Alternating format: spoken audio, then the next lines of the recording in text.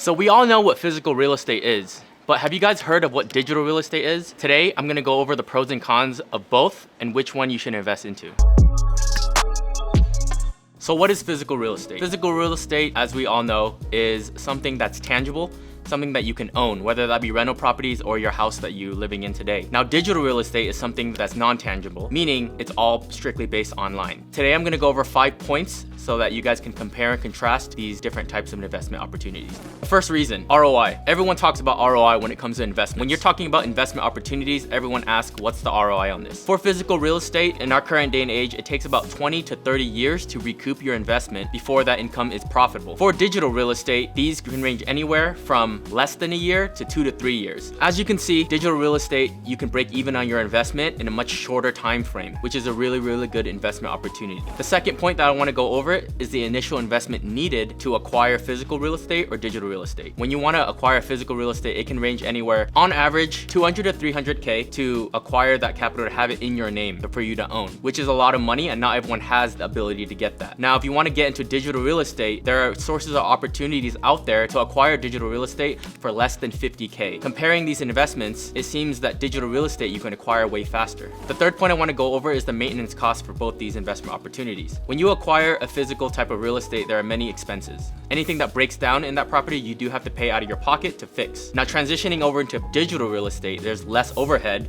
because all you really have to pay for is maybe software, anything that's non-tangible that will help your source of income grow. This includes anything from software or subscription-based models that you do have to pay for to keep the business afloat. So when it comes to maintenance, let's talk about active versus passive. Of course, there's gonna be an amount of work that you have to do for the investment opportunities, whether it be physical or digital, but if you're putting too much time into it, it's not really a passive source of income anymore. So when you have a physical property, if you are actively managing yourself, meaning calling contractors to fix your property or hiring renovation services to fix up the property, this makes it very active because you actually have to be a part of the business. When it becomes passive, you have other people that do it for you, and all you have to do is collect the profits. The goal here is to make your investment opportunities as passive as possible. So overhead expenses, let me go in depth about that. So when you have a physical property, let's say you bought a house and you're renting it out, your mortgage is about $1,600, you're renting it out for $2,500, you're profiting about $900 in profit every month. Now, let's say for the month, you have a plumbing issue or your ceiling's leaking. Now you have to pay for those expenses out of pocket, and in that month you might be at a loss or might be in profit only very little. When it comes to digital real estate, things like plumbing issues, roof leaks don't really happen because those expenses only apply to physical real estate. Liquidity is how much capital you do have on hand in case those problems do happen. With physical real estate, you need a lot of capital to fix that property, otherwise it might break down or your tenants aren't happy. When you acquire digital real estate, you don't need a lot of capital on hand because these range anywhere from a couple $100s a month to max of $1,000 a month, and that $1,000 mark is very rare to find.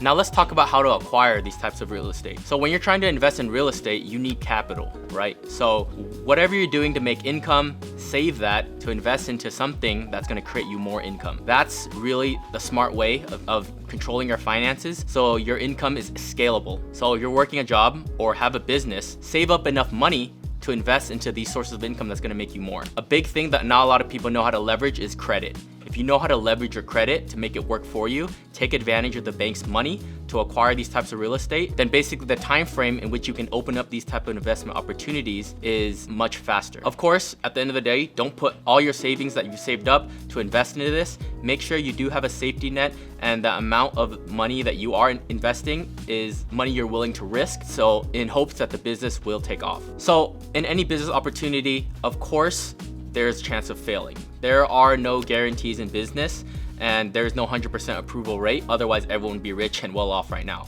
At the end of the day, physical and digital real estates are long-term plays. You have to think about how this business is gonna affect you 3 or 4 years down the line. One of the services here at Capital Ecom that we do offer is automation, and it is a form of digital real estate that is here to stay. What automation allows you is to create that source of income where just like you invest an initial investment for a physical property, you invest an initial investment to acquire a digital property. Here at Capital Ecom, our ROIs for all our clients is about 7 to 8 months before they recoup on their investment. There are not a lot of opportunities out there in terms of physical and digital that allow you to break even on your investment within less than a year. So So we specialize in e-commerce selling, specifically through Walmart or Facebook. If you invest with a Walmart automation store with us, our initial investments are $35,000 or $40,000 in your business or your store on the platform. There's going to be a profit that you will be gaining every month. This profit can change depending on how old your store is. And from that net profit, there's a profit split agreed upon between you as a client as well as us as our company. But at the end of the day, it is more passive because it is automated for you. We handle everything in terms of running your store.